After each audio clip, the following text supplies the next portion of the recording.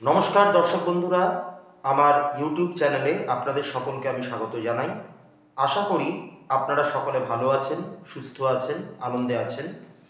বক্রী বৃহস্পতি এবং তার প্রভাব কুম্ভ লগ্নের মানুষদের ওপর কিভাবে পড়তে চলেছে, আজকে এটি হলো আমার এই ভিডিওর আলোচ্য বিষয়। বৃহস্পতি বক্রী হয়েছেন 9 অক্টোবর 2024 এই তারিখে এবং 2025-এর 4 ফেব্রুয়ারি পর্যন্ত তিনি এই একই অবস্থায় থাকবেন, অর্থাৎ এই বক্রী অবস্থাতেই থাকবেন এবং তারপর তিনি মার্গী হবেন।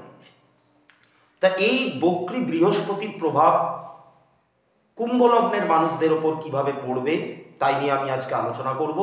এবং আরও একটা কথা বলি, বৃহস্পতি 4 ফেব্রুয়ারির পর যখন মার্গী বা ডাইরেক্ট হবেন, হলেও এই যে পিরিয়ডটা, এই পুরো পিরিয়ডটাতে আপনাদের অর্থাৎ কুম্ভ লগ্নের মানুষদের ওপর যে পরিবর্তনটা উনি নিয়ে আসবেন, সেই পরিবর্তনটা কিন্তু স্থায়ী হবে, এটা কিন্তু থেকেই যাবে। বক্রী গ্রহরা এই জিনিসটাই করে, বক্রী থাকাকালীন তারা যেই পরিবর্তনগুলো আমাদের জীবনে আনেন বা যেই প্রভাবগুলো আমাদের জীবনের ওপর ফেলেন, সেইটা কিন্তু তারপরেও মানে তারা মার্গী হলে পরেও এই ব্যাপারটা থেকে যায়। বিশেষ করে বড় বড় গ্রহ যারা, বিশেষত জুপিটার অর্থাৎ বৃহস্পতি এবং শনি, এই দুটো গ্রহের ক্ষেত্রে এই ব্যাপারগুলো আরও বেশি করে ঘটে। এইবার আমাদেরকে আগে কতগুলো হিসেব বুঝে নিতে হবে। কুম্ভ লগ্ন, তার লগ্ন সাপেক্ষে যেটি চতুর্থ ভাব অর্থাৎ বৃষ রাশির ঘর, সেখানে বৃহস্পতি বক্রী অবস্থায় আছেন। এই মুহূর্তে তিনি রোহিণী নক্ষত্রে রয়েছেন, যেটি কিনা চন্দ্রের নক্ষত্র, এবং তার দৃষ্টি রয়েছে অষ্টম, দশম এবং দ্বাদশ ভাবের ওপর। এবং কুম্ভ লগ্নের মানুষদের ক্ষেত্রে লগ্ন সাপেক্ষে তারা কিন্তু মানে বৃহস্পতি একাদশ এবং দ্বিতীয় ভাবের অধিপতি। তা এইবার এই হিসেবগুলোকে কানেক্ট করে বা এই ডটসগুলোকে কানেক্ট করে আমরা আজকের আলোচনাটা করব। দেখুন, আপনাদের দ্বিতীয় ভাবের অধিপতি এবং একাদশ ভাবের অধিপতি তিনি কিন্তু চতুর্থ ভাবে বক্রী অবস্থায় আছেন। দ্বিতীয় ভাব নির্দেশ করে আমাদের পরিবার, আমাদের কথাবার্তা, আমাদের খাওয়া দাওয়া, খাদ্যাভ্যাস, আমাদের অর্থের প্রধান ঘর হচ্ছে কিন্তু দ্বিতীয় ভাব। এবং একাদশ ভাব নির্দেশ করে হচ্ছে আমাদের প্রাপ্তি, আমাদের সফলতা, আমাদের সাকসেস। এই ব্যাপারগুলোকে একাদশ ভাব থেকে আমরা বিচার করি। এর সাথেও একাদশ ভাব থেকে আমরা কি কি দেখতে পাই? বড় দাদা, বড় দিদি, লং লাস্টিং কোনো একটা বন্ধুত্ব, দীর্ঘস্থায়ী কোনো একটা বন্ধুত্বের সম্পর্ক, কোনো একটা গ্রুপ, মানে গ্রুপের সাথে মেলামেশা, কোনো একটা দলের সাথে মেলামেশা, এই ব্যাপারটাকে আমরা নির্দেশ করি হচ্ছে একাদশ ভাব থেকে। তাই একাদশ আর দ্বিতীয় ভাবের অধিপতি চতুর্থ ভাবে গিয়ে বক্রী অবস্থায় আছে। তাহলে এই সংক্রান্ত বিষয়গুলোতে অর্থাৎ দ্বিতীয় ভাব যা যা নির্দেশ করে এবং একাদশ ভাব যা যা নির্দেশ করে, এই বিষয়গুলোতে আপনারা কিছু পরিবর্তন বা কিছু প্রভাব আপনারা কিন্তু অনুভব করবেন বক্রী বৃহস্পতি। দ্বিতীয় ভাবে যেহেতু মানে দ্বিতীয় ভাবের অধিপতি যেহেতু বৃহস্পতি, তিনি এই মুহূর্তে বক্রী আছেন, তাই আপনাদের বাক্যের ওপর কিছু প্রভাব তিনি কিন্তু আনবেন। আপনারা যারা একটুখানি স্পষ্ট বক্তা বা একটুখানি কাঠখোট্টা স্বভাবের, যাদের কথাবার্তার মধ্যে একটুখানি ইমোশন ব্যাপারটা কম আছে, এরকম তো হতেই পারে, তো তারা এই টাইমটাতে একটু দয়া করে নিজেদের বাক্যের ওপর সংযম আনবেন। খুব একটা কটু বাক্য বা খুব একটা মানে কি বলবো, মানে একটু স্পষ্ট কথা, অপ্রিয় সত্যি কথা, আপনারা হয়তো জানেন যে ব্যাপারটা ঠিক, আপনি যেটা বলছেন সেটা ঠিক, কিন্তু সেইটা হয়তো অপর প্রান্তের ব্যক্তিটিকে একটু কষ্ট দিতে পারে, একটু পীড়া দিতে পারে। তো এই জায়গাটা একটুখানি বুঝে শুনে চলতে হবে।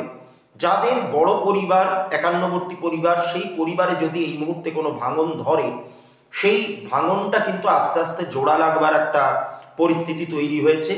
পরিবারের মানুষজন মিলেমিশে থাকা, একসাথে আনন্দ ফুর্তি করে থাকা, এই ব্যাপারটা এই পুরো পিরিয়ডটা ধরে চলবে।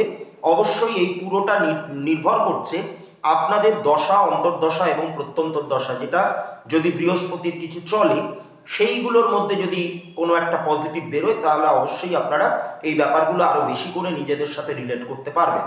এছাড়া যাদের জন্মছকে বৃহস্পতি বক্রী অবস্থায় ছিল, জন্মের সময় আপনাদের যে ট্রানজিট চার্টটা, তা এই জায়গাটাতেও যদি বৃহস্পতি বক্রী থাকে, তাহলেও কিন্তু আপনাদের ক্ষেত্রে ব্যাপারটা আরো বেশি করে মিলবে। বাকিদের ক্ষেত্রে মিলবে না এমনটা বলছি না, কিন্তু এই দুটো ক্রাইটেরিয়া যাদের যাদের ফুলফিলড হচ্ছে তাদের ক্ষেত্রে আরও বেশি করে ব্যাপারগুলো মিলতে পারে।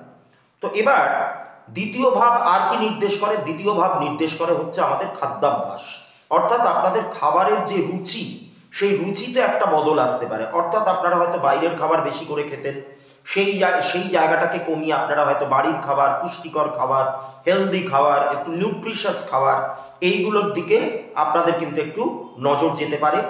অর্থনীতির দিক থেকে বা অর্থ রোজগারের দিক থেকে এই পিরিয়ডটা অত্যন্ত শুভ সময় কুম্ভ লগ্নের মানুষদের জন্য।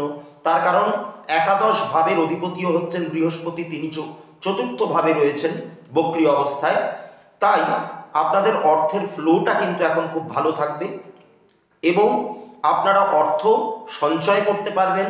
তবে যাদের দশা, অন্তর্দশা, প্রত্যন্তর্দশা এগুলো নেগেটিভ যাচ্ছে, বা যাদের জন্ম সময় বৃহস্পতি বক্রী অবস্থাতেই ছিল এবং তিনি বৃষরাশির ঘরেই ছিলেন, তাদের ক্ষেত্রে আবার একটু ব্যয় হয়ে যাওয়ার সম্ভাবনাও দেখা যাচ্ছে। আপনারা খরচের হাতটাকে দয়া করে একটুখানি কমাবেন, অর্থ সঞ্চয় করার চেষ্টা করবেন, তা না হলে কিন্তু পরবর্তীকালে গিয়ে কিছু সমস্যা দেখা দিতে পারে। অর্থের মাধ্যমে এখন কিন্তু আপনাদের সুখ ভোগ করার একটা ব্যাপার লক্ষ্য করা যাচ্ছে। অর্থাৎ বৃহস্পতি যেহেতু আপনাদের চতুর্থ ভাবে আছে, চতুর্থ ভাব নির্দেশ করে আমাদের যাবতীয় সুখকে, অর্থাৎ আমাদের হ্যাপিনেস, আমাদের স্যাটিসফ্যাকশন, এই ব্যাপারগুলোকে আমরা চতুর্থ ভাব থেকে পাই। এবার এই চতুর্থ ভাব, এখানে বৃহস্পতি বক্রী এবং দ্বাদশ ভাবে তার একটা দৃষ্টি রয়েছে।